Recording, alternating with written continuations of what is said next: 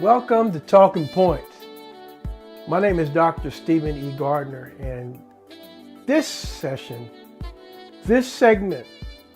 I'm going to open up something brand new. I know that we've been talking about the words of Jesus matter, and we're going to come back to that.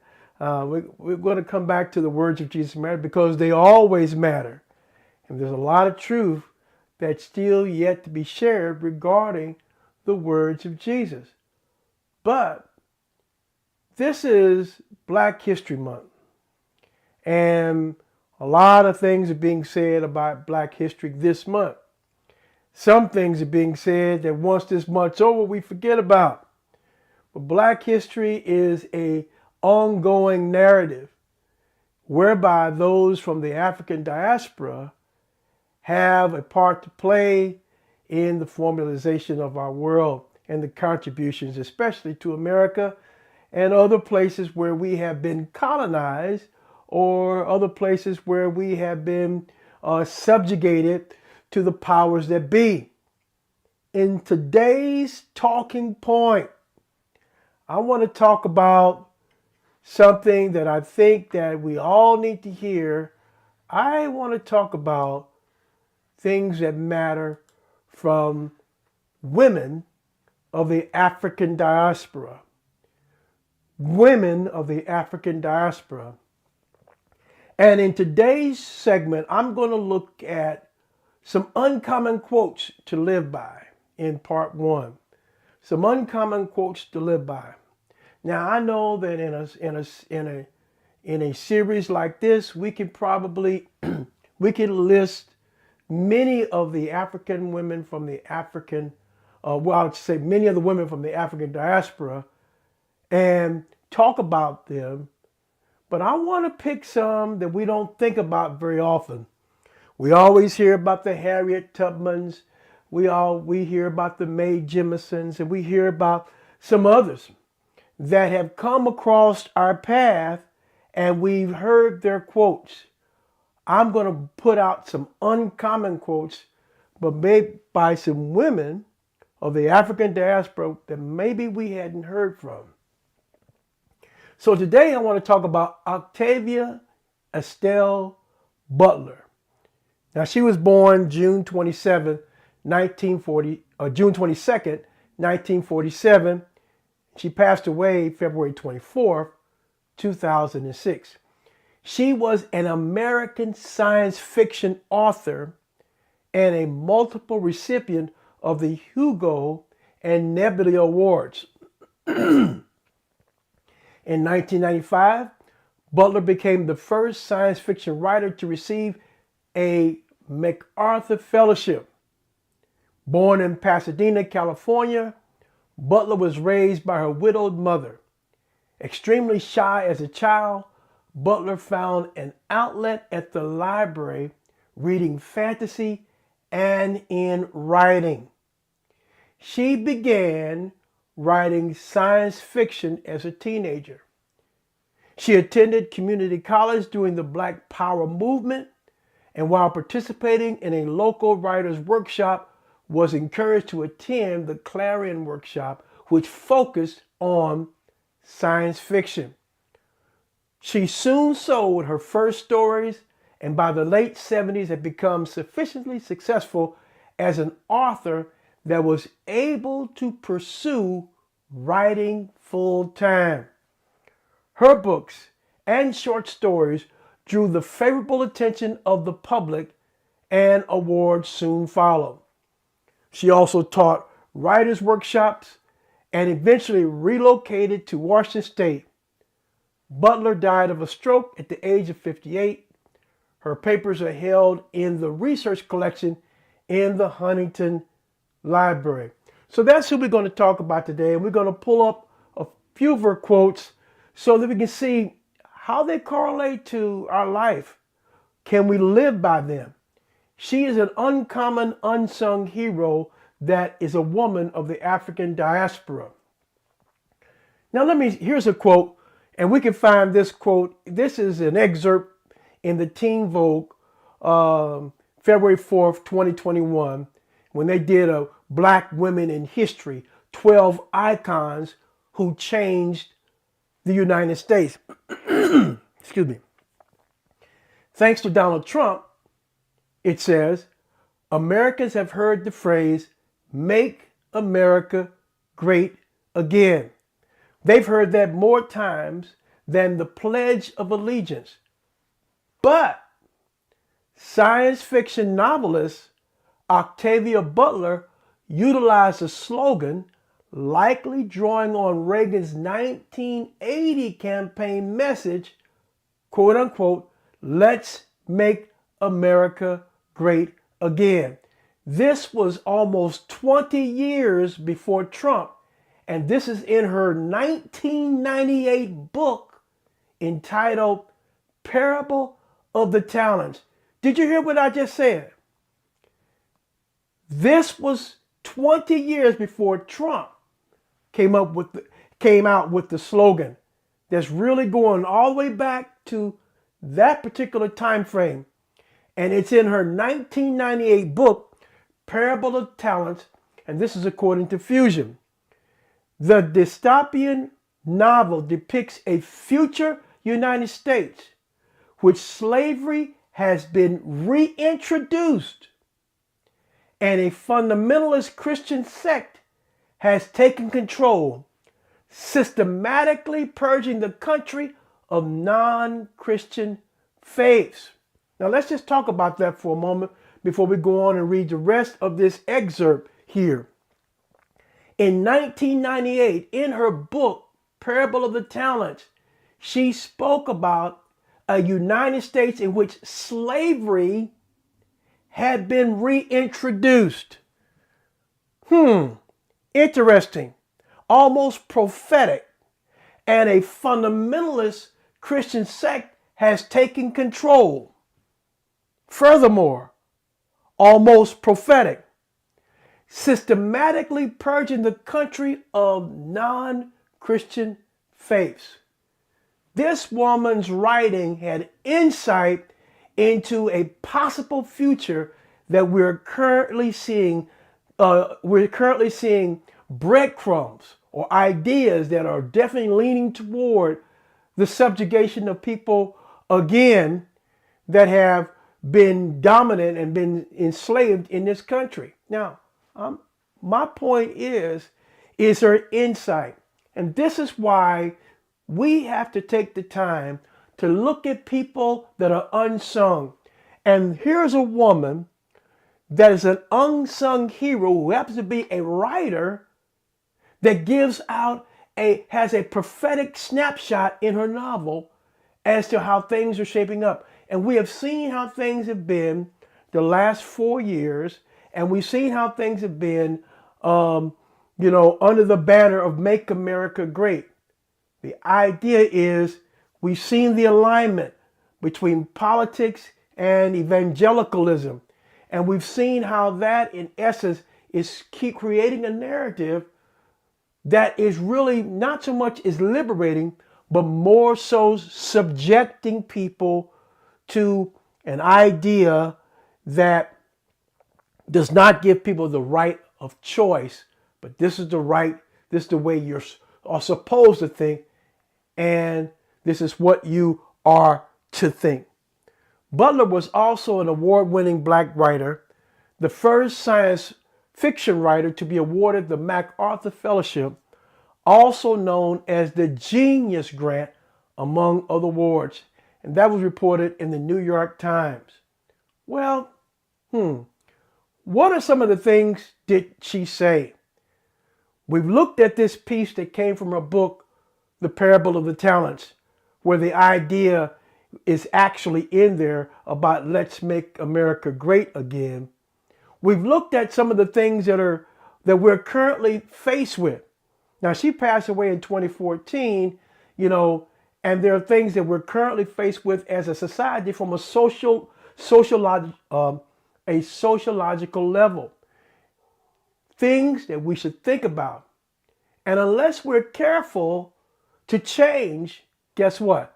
History will repeat itself, and we'll find ourselves, instead of moving forward, we find ourselves moving backwards.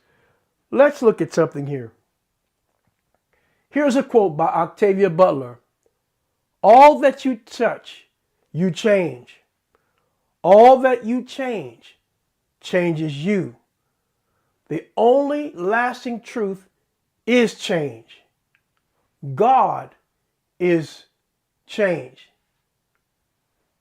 Our reflection from this is simple. This is from another one of her books called The Parable of the Sower. Can you kind of see how that she has entitled some of her books based upon what? The words of Jesus. This quote can be found in her book entitled The Parable of the Sower. And in the book, Earthseed is a fictional religion based on the idea, quote unquote, God is change. Earthseed also promotes a belief that the destiny of the Earthseed is to take root among the stars. The destiny is necessary because eventually we will outgrow Earth. That is, use up all of its natural resources. The central verse of Earthseed is given in the following. Consider whether you're a human being, an insect, a microbe, or a stone. This verse is true. All that you touch, you change. And all that you change, changes you. The only lasting truth is change. God is change. Now as we think about that, isn't that true? Change, all that you touch changes. And all that you change changes you. Many of us don't stop and think about some of the philosophical aspects or even some of the metaphysical aspects as to our connection as a human race. We just kind of rush through life and we don't pay attention to what we see on the side unless we catch it out of our peripheral view. But there are things that have been there all along if we just slow down the process and take the time to reflect. If you was to drive from here past your favorite forest or park, as it were, you're only going to see certain things. But if you take that same trip by foot or even by bike, you're going to find yourself seeing things that you haven't saw before. And one of those truths is what changes you, all that you change changes you. All that you touch, you change.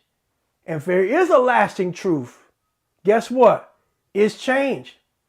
And one of the things that I've come to know personally, and many of you that are following, is that God is change.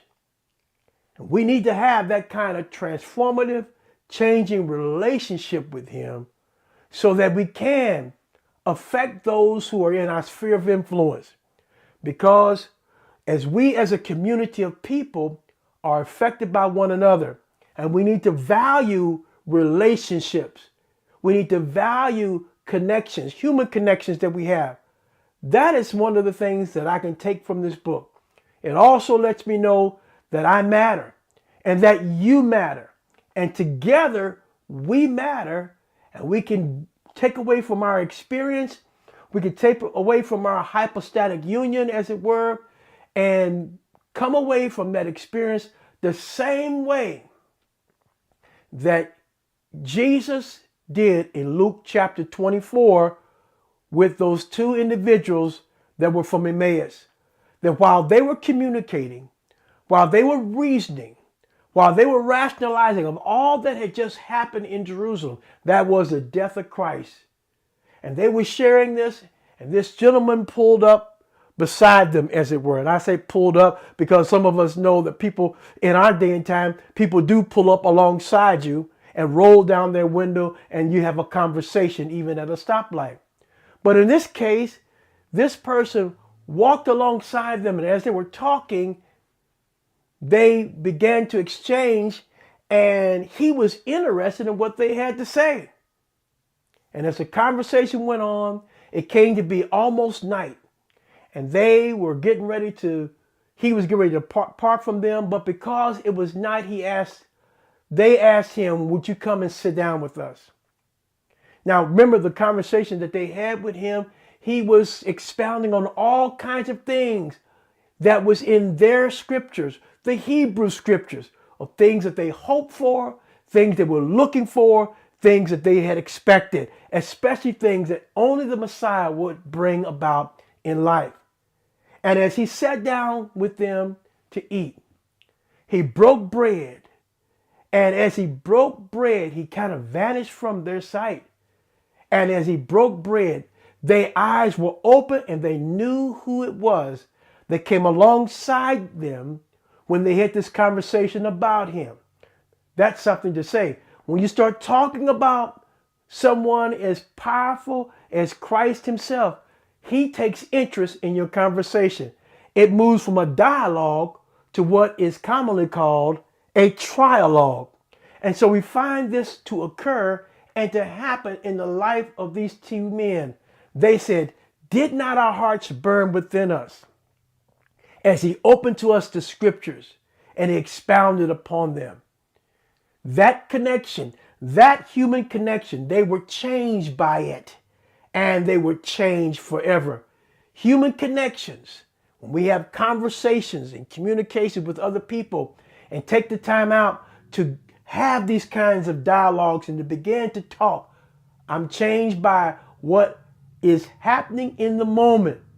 And that is one of the most powerful things that can be taken from this particular thought or reflection by Octavia Butler. At least that's one of my versions. Maybe you have something that you can take personally and subjectively from that particular quote. Let's move on a little bit further and let's look at another quote. Civilization is the way one's own people live. Savagery is the way foreigners live. Now, this quote is found in her book, Wild Seed. However, one can make inferences of what this means today.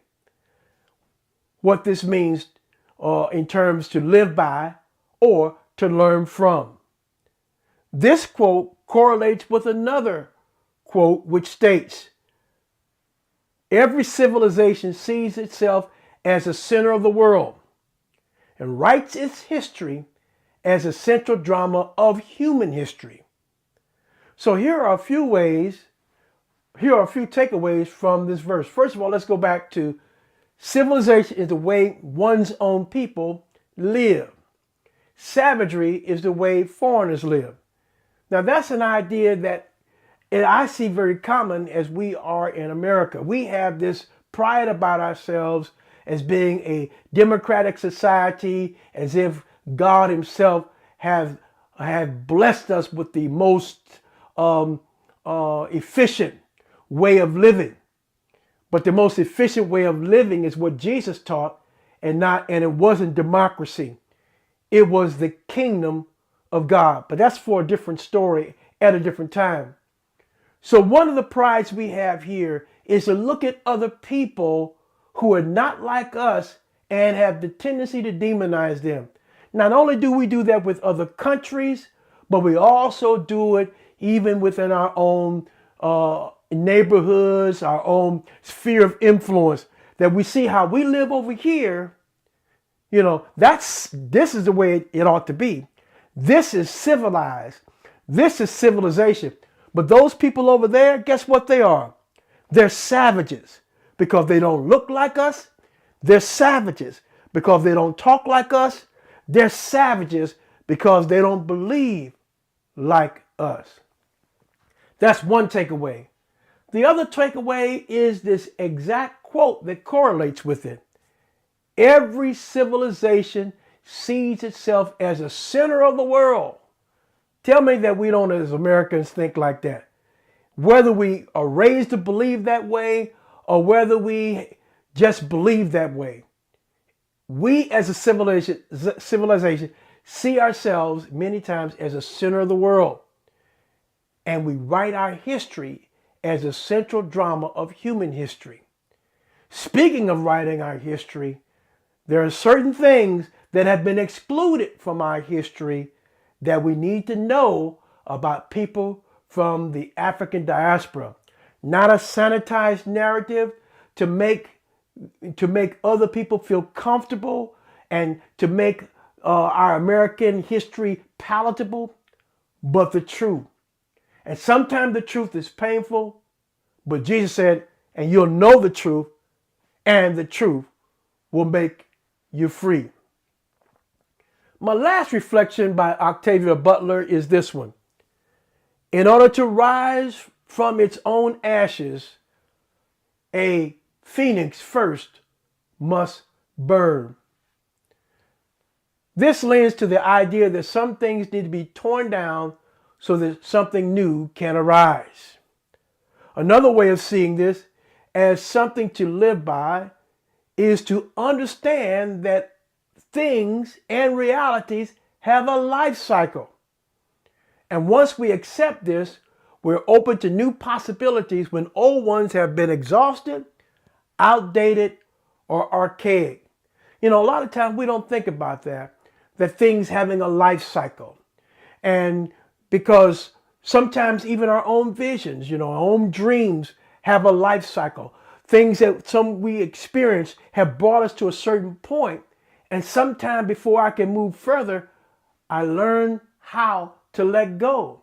Sometimes we can be so wedded to the way things were that moving forward seems to be a false narrative. Moving forward seems to be something that is that's beyond my comfort zone, and something negative, and even sometimes something even demonic.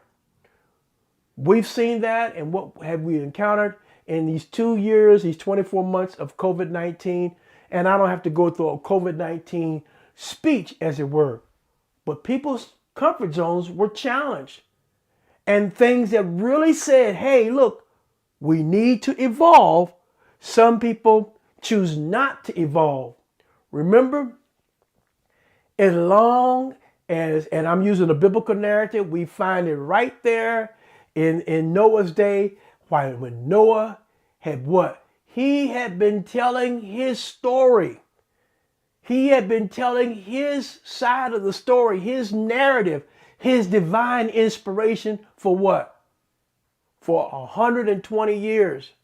That the way you see things happening now is going to be different in the future.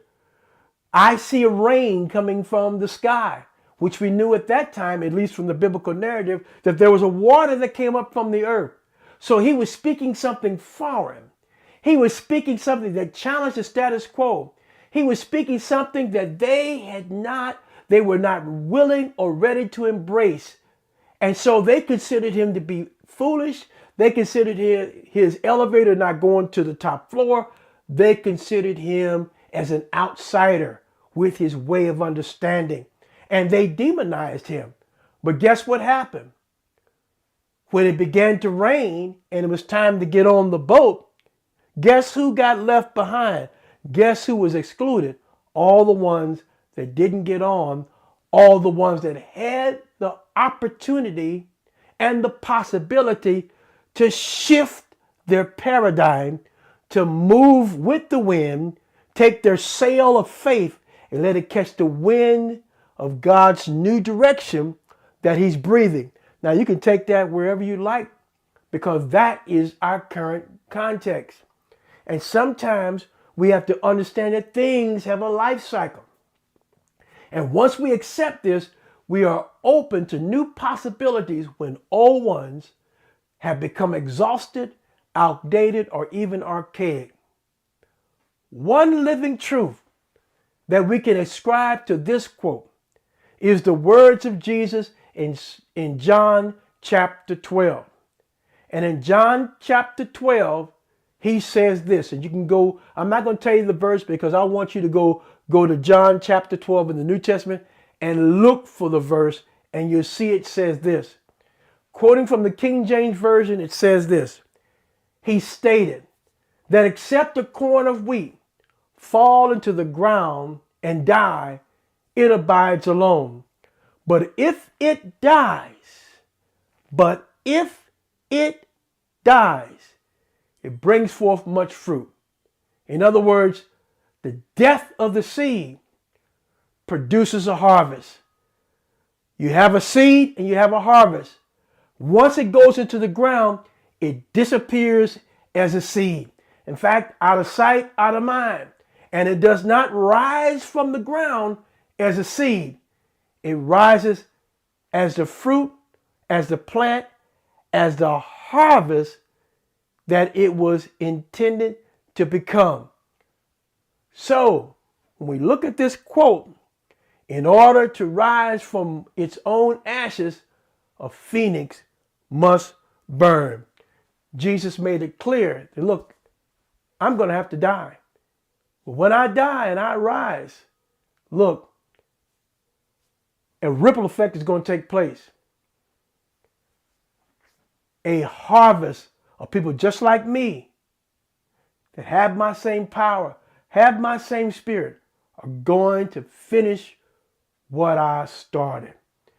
Many times before we can finish what God started, something has to change, which means sometimes some things have to end in order for other things to begin.